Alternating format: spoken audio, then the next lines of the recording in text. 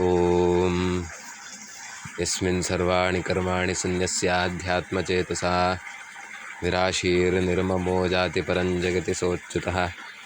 ಶ್ರೀ ಗುರುಭ್ಯೋ ನಮಃ. ಈಗ ನಿರ್ಮಾಲ್ಯ ತೆಗಿಬೇಕು. ನಿರ್ಮಾಲ್ಯ ಹೇಗೆ ತೆಗೆಯೋದು? ನಿರ್ಮಾಲ್ಯ ಅಂದರೆ ಏನು? ಕೊಳೆ ಇಲ್ಲದೇ ಇರುವಂಥದ್ದು ನಿರ್ಮಾಲ್ಯ. ದೇವರಿಗೆ ನಾವು ಸಮರ್ಪಣೆ ಮಾಡಿದ ಎಲ್ಲ ವಸ್ತುಗಳು ಅದು ಮಾರನೇ ದಿನ ಆಯಿತು, ಹಳತಾಯಿತು, ಅದು ಕೊಳೆ ಇನ್ನು ಉಪಯೋಗಕ್ಕೆ ಬರೋದಿಲ್ಲ ಅಂತಲ್ಲ. ಅದು ಯಾವತ್ತೂ ಶುದ್ಧ. ನಾವು ಯಾವಾಗಲೂ ನಿರ್ಮಾಲ್ಯವನ್ನೇ ಧಾರಣೆ ಮಾಡಬೇಕು.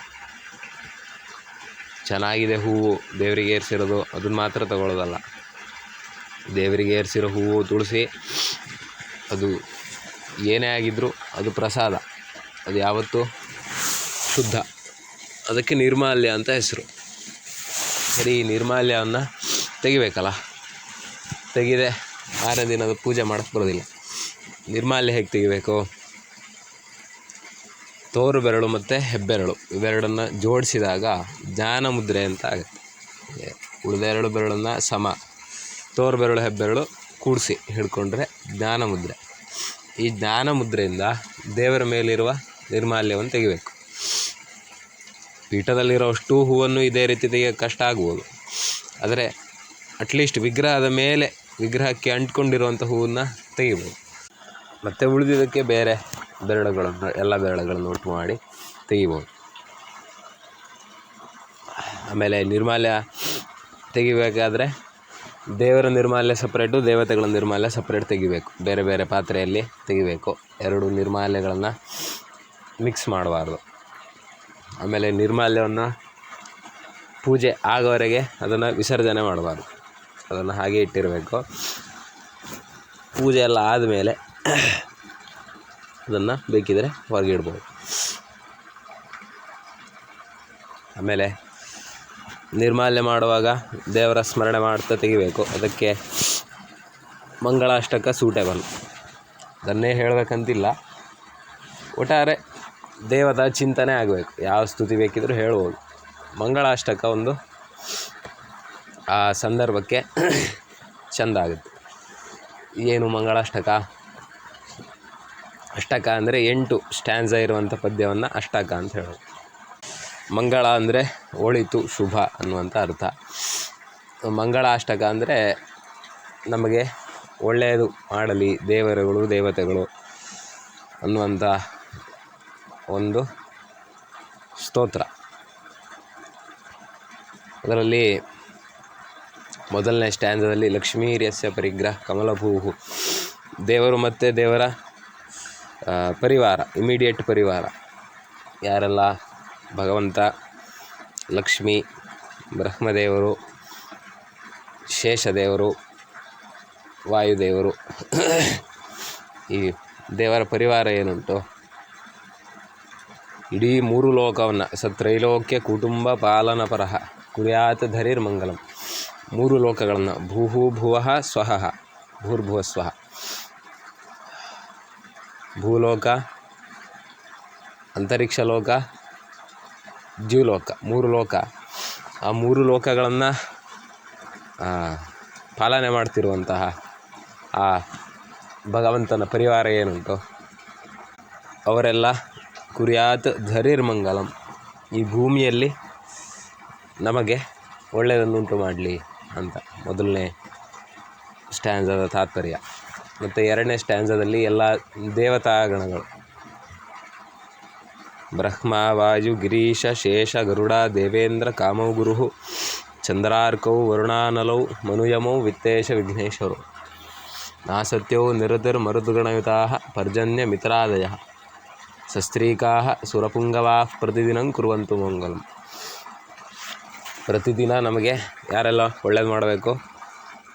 ಬ್ರಹ್ಮ, ವಾಯು, ಗಿರೀಶ ಅಂದರೆ ರುದ್ರದೇವರು, ಶೇಷದೇವರು,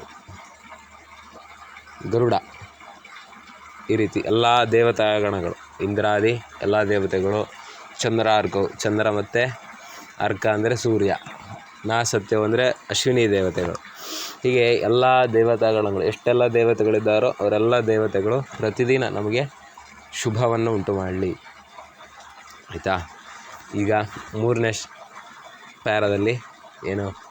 ವಿಶ್ವಾಮಿತ್ರ ಪರಾಶರೌರ್ವ ಭೃಗವೋ ಗಸ್ತ್ಯಃ ಪುಲಸ್ತ್ಯಃ ಕ್ರತುಃ ಶ್ರೀಮಾನತ್ರಿ ಮರೀಚಿ ಕೌತ್ಸಪುಲಃ ಶಕ್ತಿರ್ವಸಿಷ್ಠೋಂಗಿರಾಃ ಮಾಂಡವ್ಯೋ ಜಮದಗ್ನಿ ಗೌತಮ ಭರದ್ವಾಜಾದಯಸ್ತಾಪಸಾಃ ಶ್ರೀಮದ್ವಿಷ್ಣುಪದಾಂಬುಜೈಕಶರಣ ಕುರ್ವಂತು ನೋ ಮಂಗಲಂ. ನಮಗೆ ಒಳ್ಳೆಯದುಂಟು ಮಾಡಬೇಕು ಯಾರು? ವಿಷ್ಣು ಪದಾಂಬುಜೈಕ ಶರಣಾಃ ತಾಪಸಾಃ. ಭಗವಂತನ ಚಿಂತನೆಯಲ್ಲೇ ಸದಾ ಇರುವ, ಭಗವಂತನ ಪಾದಾಬ್ಜದಲ್ಲಿ ಅವರ ಮನಸ್ಸನ್ನು ಇಟ್ಟಿರುವಂತಹ ವಿಶ್ವಾಮಿತ್ರ, ಪರಾಶರ, ಉರು, ಭೃಗು, ಅಗಸ್ತ್ಯ, ಪುಲಸ್ತ್ಯ ಈ ರೀತಿ ಎಲ್ಲ ಋಷಿಗಳ ಸಮೂಹ.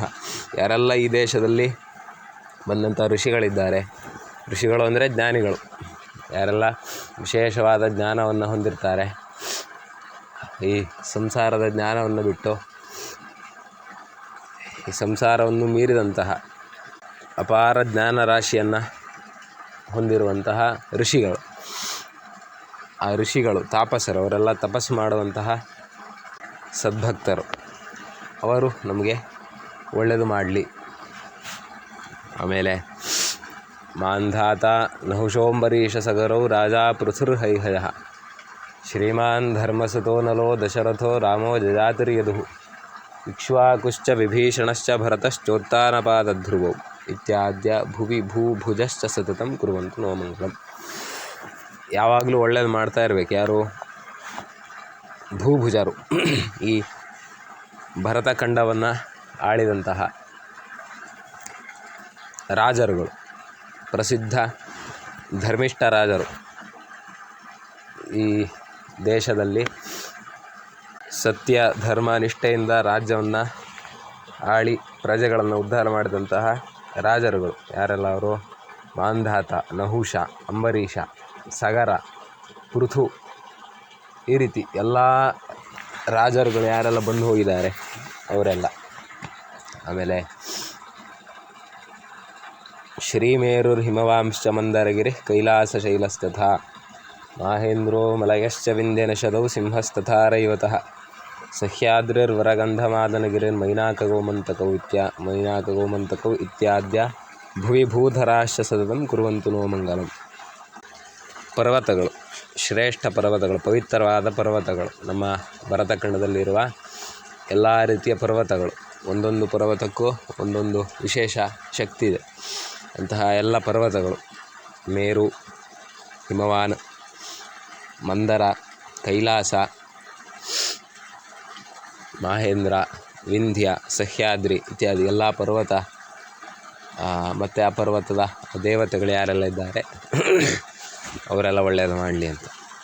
ಆದಮೇಲೆ ಎಲ್ಲ ನದಿಗಳು, ಗಂಗಾ, ಸಿಂಧು, ಸರಸ್ವತಿ ಚ ಜಮುನಾ, ಗೋದಾವರಿ, ನರ್ಮದಾ, ಕೃಷ್ಣ, ಭೀಮರತಿ ಚ ಫಲ್ಗು, ಸರಯೂ, ಶ್ರೀಗಂಡಕಿ, ಗೋಮತಿ, ಕಾವೇರಿ, ಕಪಿಲಾ, ಪ್ರಜಾಗವಿನತ, ನೇತ್ರಾವತಿ ಇತ್ಯಾದಯಃ ನದ್ಯಶ್ರೀಹರಿಪಾದ ಪಂಕಜಭವಾಃ ಕುರ್ವಂತು ನೋ ಮಂಗಲಂ. ಗಂಗಾ, ಸಿಂಧು, ಸರಸ್ವತಿ, ಯಮುನಾ, ಗೋದಾವರಿ, ನರ್ಮದಾ, ಕೃಷ್ಣ, ಭೀಮರತಿ, ಫಲ್ಗು, ಸರಯು, ಶ್ರೀಗಂಡಕಿ, ಗೋಮತಿ, ಕಾವೇರಿ, ಕಪಿಲಾ, ಪ್ರಜಾಗ, ನೇತ್ರಾವತಿ ಈ ರೀತಿ ಈ ದೇಶದಲ್ಲಿರುವ ಪವಿತ್ರವಾದ ಎಲ್ಲ ನದಿಗಳು ಮತ್ತು ಅಭಿಮಾನಿ ದೇವತೆಗಳು ಅವರೆಲ್ಲ ನಮಗೆ ಒಳ್ಳೆಯದು ಮಾಡಲಿ. ವೇದಾಶ್ಚೋಪನಿಷದ್ಗಣಾಶ್ಚ ವಿವಿಧಾಃ ಸಾಂಗಾಃ ಪುರಾಣಾನ್ವಿತ ವೇದಾಂತ ಅಪಿ ಮಂತ್ರತಂತ್ರಸಹಿತಾಸ್ತರ್ಕಾ ಸ್ಮೃತೀನಾಂಗಣಾಃ ಕಾವ್ಯಾಲಂಕೃತಿನೀತಿನಾಟಕಯುತಾ ಶಬ್ದಾಶ್ಚ ನಾನಾವಿಧಾಃ ಶ್ರೀವಿಷ್ಣೋರ್ಗುಣನಾಮಕೀರ್ತನಪರಾಃ ಕುರ್ವಂತು ನೋ ಮಂಗಲಂ. ವೇದಗಳು, ಉಪನಿಷತ್ತು, ಪುರಾಣಗಳು, ತರ್ಕ, ಷಡಂಗಗಳು, ಷಟ್ ದರ್ಶನಗಳು ಈ ರೀತಿ ಯಾವುದೆಲ್ಲ ಸಾಹಿತ್ಯಗಳುಂಟು ಎಲ್ಲವೂ ದೇವರನ್ನು ಸ್ತೋತ್ರ ಮಾಡುವಂಥವೇ, ಎಲ್ಲವೂ ದೇವರ ಬಗ್ಗೆ ಜ್ಞಾನವನ್ನು ಕೊಡುವಂಥದ್ದು. ಎಲ್ಲ ಗ್ರಂಥಗಳು, ಸಾಹಿತ್ಯಗಳು, ಕಾವ್ಯಗಳು ನಮಗೆ ಒಳ್ಳೆಯದು ಮಾಡಲಿ. ಆಮೇಲೆ ಆದಿತ್ಯಾದಿ ನವಗ್ರಹ ಶುಭಕರ ಮೇಷಾದಯೋ ರಾಶಯೋ ನಕ್ಷತ್ರಾಣಿ ಸಯೋಗಕಾಶ್ಚತುದಯ ಸದ್ದೇವತಾಸ್ತದ್ಗಣಾ ಮಾಸಾಬ್ದ ಋತವಸ್ತದೈವ ದಿವಸ ಸಂಧ್ಯಾಸ್ತತಾ ರಾತ್ರ್ಯ ಸರ್ವೇ ಸ್ಥಾವರತಂಗಮಾಃ ಪ್ರತಿದಿನಂ ಕುರ್ವಂತು ನೋ ಮಂಗಲಂ. ಆದಿತ್ಯಾದಿ ನವಗ್ರಹ 9 ಗ್ರಹಗಳು. ಮೇಷಾದಯೋ ರಾಶಯ ಮೇಷಾದಿ 12 ರಾಶಿಗಳು, ನಕ್ಷತ್ರಗಳು, ದಿವಸಗಳು, ಋತುಗಳು ಅಂದರೆ ಅದಕ್ಕೆ ಅಭಿಮಾನಿ ದೇವತೆಗಳು, ಎಲ್ಲ ಸ್ಥಾವರಗಳು ಜಂಗಮಗಳು ಎಲ್ಲವೂ ನಮಗೆ ಒಳ್ಳೆಯದು ಮಾಡಲಿ. ಯಾರು ಈ ರೀತಿ ಮಂಗಳಾಷ್ಟಕವನ್ನು ಶುಭ ಕರ್ಮದಲ್ಲಿ ಅಥವಾ ನಿತ್ಯ ಸಂಧ್ಯೆಯಲ್ಲಿ ಯಾರು ಪಠನೆ ಮಾಡ್ತಾನೋ ಅವನಿಗೆ ಎಲ್ಲ ರೀತಿಯ ಧರ್ಮಾದಿ ವಾಂಛಿತಾರ್ಥಗಳು ಸಿಗ್ತದೆ ಅಂತ ಕೊನೆಯಲ್ಲಿ ಫಲಶ್ರುತಿ. ಇದನ್ನು ಬರೆದವರು ರಾಜರಾಜೇಶ್ವರ ಯತಿಗಳು ಅಂತ, ಕಲಿಮಾರು ಮಠದ ಸ್ವಾಮಿಗಳು, ಭಾಳ ಹಿಂದಿನವರು. ಅವರು ಬರೆದಂತಹ ಸ್ತೋತ್ರ ಒಂದು ಒಳ್ಳೆಯ ಸ್ತೋತ್ರ. ದಿನನಿತ್ಯ ಎದ್ದು ದೇವರಿಂದ ಹಿಡಿದು